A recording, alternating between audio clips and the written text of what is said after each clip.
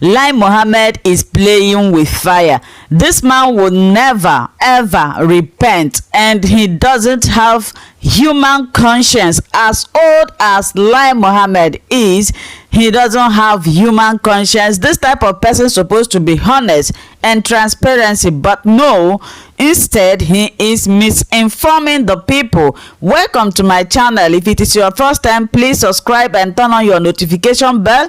That is very, very important. It will enable you to know when I upload a new video. So the video you are about to watch right now is Lai Mohammed.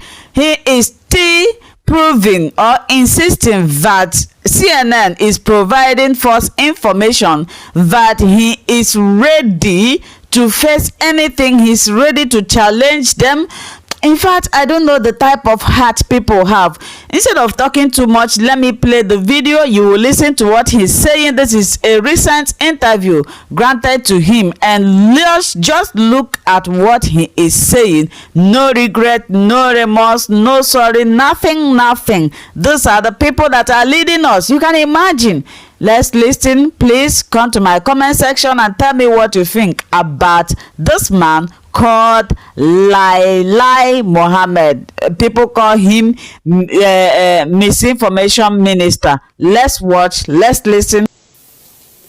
We have received an acknowledgement from Mr. Hawkins.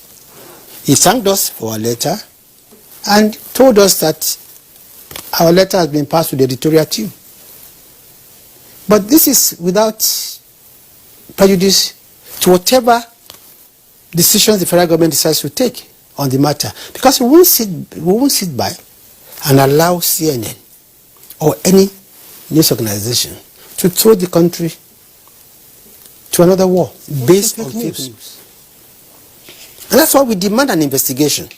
Secondly, we did warn also in our press conference of Thursday that governments all over the world who have taken hasty decisions about Nigeria on this issue based on fake news like the CNN report should please seek for the truth. You see, fake news, we've been saying it here and everywhere, that the next World War might be fought based on fake news. And the decision of government, issue of the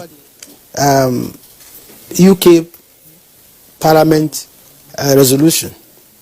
Well, we are not panicking at all as a government for two reasons. Number one, the resolution of Parliament of the UK is not the position of the UK government. Secondly, I believe that no serious government will take a decision such as imposing sanction on a country based on fake news without thorough investigation. And this is why we are warning all the foreign countries to beware. They should seek the truth. They should seek for the truth of this matter. Fake news led to the death of 800,000 people in Rwanda in 1994.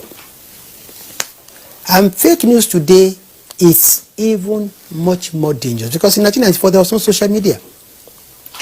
The entire NSAS tragedy was fueled by fake news, and of course, and again, another thing we have against CNN is that, look, how come that CNN, in its entire 1 month long investigation, did not even report that 37 policemen were killed, 6 soldiers were killed, 134 police stations were burned down, 164 police vehicles were burned down, 83 government houses were looted. You see, the whole story was unbalanced, was unfair, was irresponsible. And it was as if it was an intent to set Nigerian people against themselves. And this is our position. And honestly, our appeal to all foreign governments is that they have the missions here. There's the federal government, and should please check for the truth of this matter before they take any hasty decision. Well, I think only Nima Elbagir, and CNN can tell us why they decide to feed the world with a doctored report. But like I said, CNN is not the only international news agency in Nigeria. Like I said here, Damilola Banjo is the BBC Pidgin Service correspondent.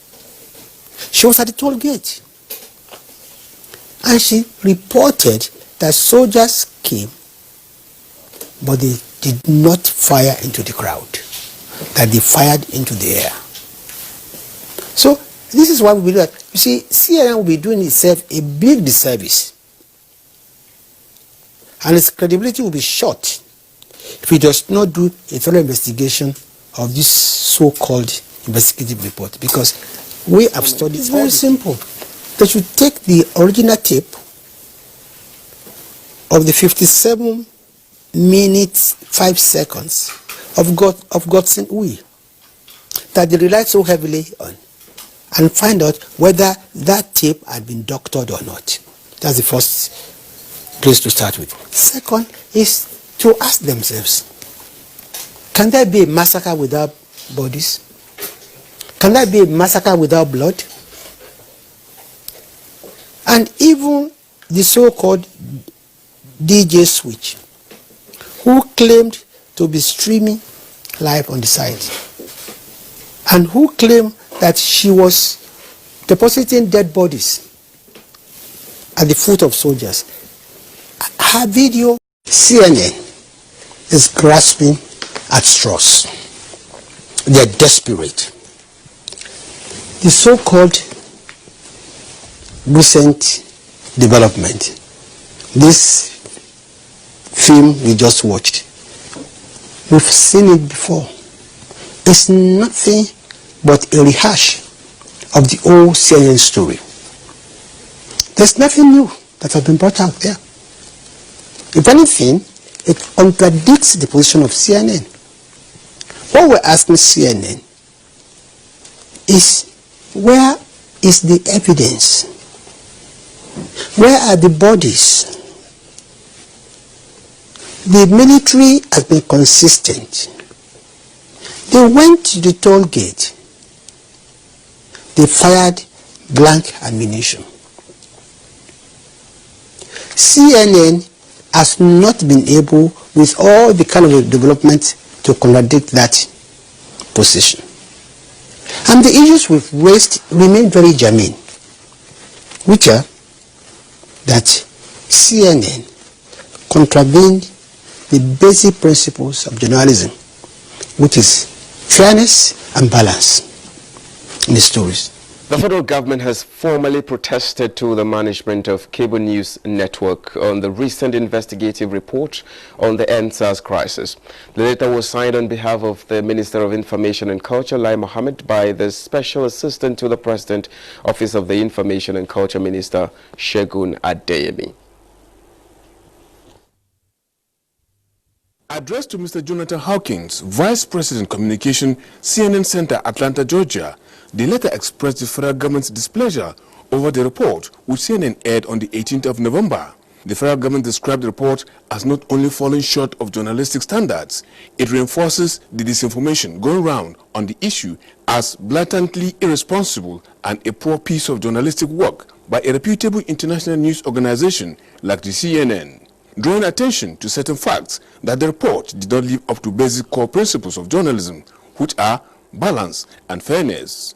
Rushing to air such a momentous story without presenting government side is inexcusable and indefensible, saying the claim by CNN that they contacted over 100 protesters and their family members and did not speak with any federal government official, the army, and the claim that Lagos state government officials declined comments. CNN, however, did not say efforts it made to speak with any federal government official. The truth, the federal government pointed out, is that CNN never made any attempt to reach the federal government, citing the reporter Nima Elbagir, who probably led the investigation, is conversant with Information and Culture Minister, who is a spokesperson for the federal government of Nigeria. To this end, the letter reads, "It is strange to say the least that Nima will rush to air such an important investigative report without getting the government side. In other words, NIMA, and by extension CNN, breached the most basic of the core principles of journalism: balance and fairness. Another serious breach by CNN in its investigation is that the network relied heavily on unverified footages it harvested from social media, as neither its reporter nor cameraman was there, but it relied on eyewitnesses. Again, the letter drew CNN's attention to its official Twitter handle, which it tweeted on the 23rd of October that 38 people have been killed, only for CNN again to mention that one person was killed in its report. It is equally surprising that CNN had footages showing vehicles carrying soldiers left the barracks and how they arrived at Lekki tollgate, but couldn't obtain footages of those killed.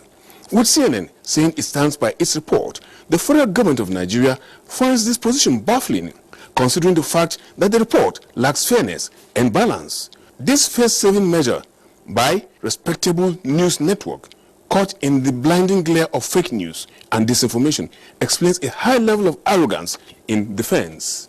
On CNN star eyewitness in the report, DJ Switch, CNN didn't know that DJ Switch's story on Lekki tollgate shooting has changed several times, from claiming she counted 78 bodies, later changed to 15, and now she's claiming 7. For CNN to hold on to DJ Switch as its witness, DJ Switch has credibility problem, hence she can't pass any integrity test.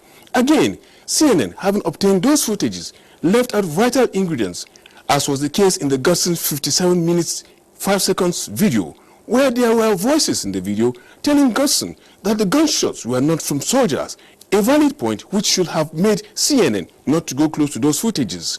However, CNN was asked why it forgot to mention that 6 soldiers and 37 policemen were killed, while 196 policemen were injured, with monumental destruction of government and private properties during the EndSARS protests. For the records, the federal government says this is not the first time CNN will be airing an inaccurate hoax story about Nigeria. In February 2007, Nigeria accused CNN of staging one of its reports from the Niger Delta region. CNN and its then African correspondent, Jeff Konange, flatly denied the charge. In the end, that's the story today. So, as a form of remediation, the federal government of Nigeria demands an immediate and exhaustive investigation from CNN into its investigative report on Lekki tollgate incident to determine, among others, its authenticity, whether or not it met the basic standards of journalism, and also the selective use of unverified social media videos to manipulate public opinion. We have received an acknowledgement from Mr. Hawkins.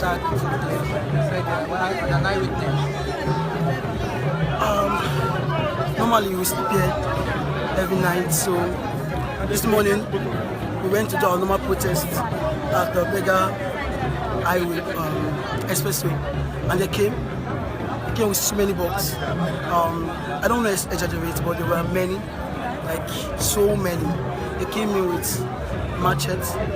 None of them were holding a placard. So we're like, why are you guys here? If you came for protest, you come to the protest and you know that this person is for you. But they didn't bring it. They said we should calm down, that for us, they came for protest, we should not do it, we should be calm. So we were calm. The next day we saw them running towards our people at the expressway, and they started shooting at them, chasing. Yeah, they were shooting at them actually. They brought knives, they brought cutlasses, shooting. They injured someone on the head. The guy was breathing. The guy couldn't breathe. They injured someone on the arm. They rushed the one to the hospital. They injured someone on the nose. I have the video of the person. I sent to you already. They injured the person on the nose there already. They injured someone on the eyes. The guy was running here shouting up to now. They rushed 2 of our people to the hospital. There's a girl that was limping. She's still here to be found. She ran also. They removed our tent. Took our food, took our water. You can see there's nothing here anymore.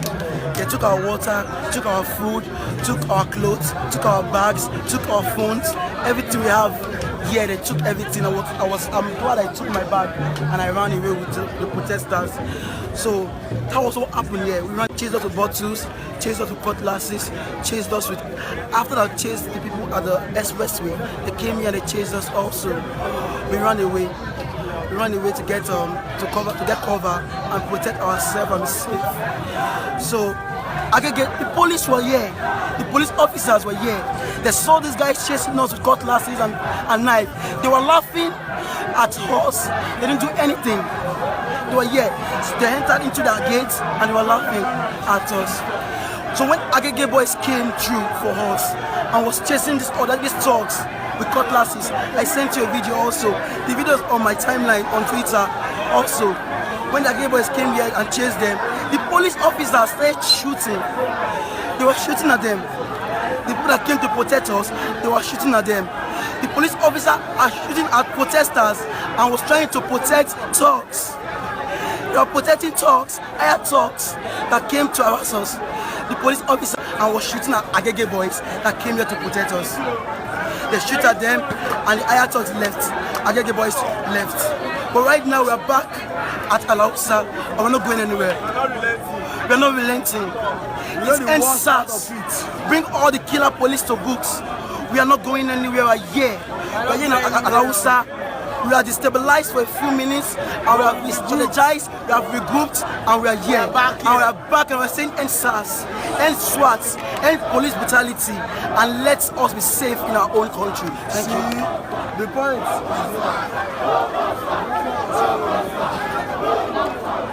The governor has failed. I swear, they said some group of people hired hoodlums to come and disrupt a peaceful protest. And you are the leader, number one citizen of the state. And you can't call your police or to call them to restructure them. How do you expect hoodlums paid for to come and disrupt a peaceful protest? A peaceful protest at that. Hoodlums that was paid for. They were paid for to disrupt. The hoodlums are paid for to disrupt the protest. Imagine how about if they had killed someone? Civilians shoot at protesters. What would they say? Now what would they say? When Agege boys came, okay, now you are trying to look for an option to rob the protesters that they started. The police that were here laughing at us. They want to spoil it for us. That could not protect us. I'm embarrassed to have this kind of government. It's the worst ever. Police were shooting at Agege boys. It's not active. So police were protecting thugs at the expense of civilian lives. This is the state we live in. You hire thugs to disrupt a peace.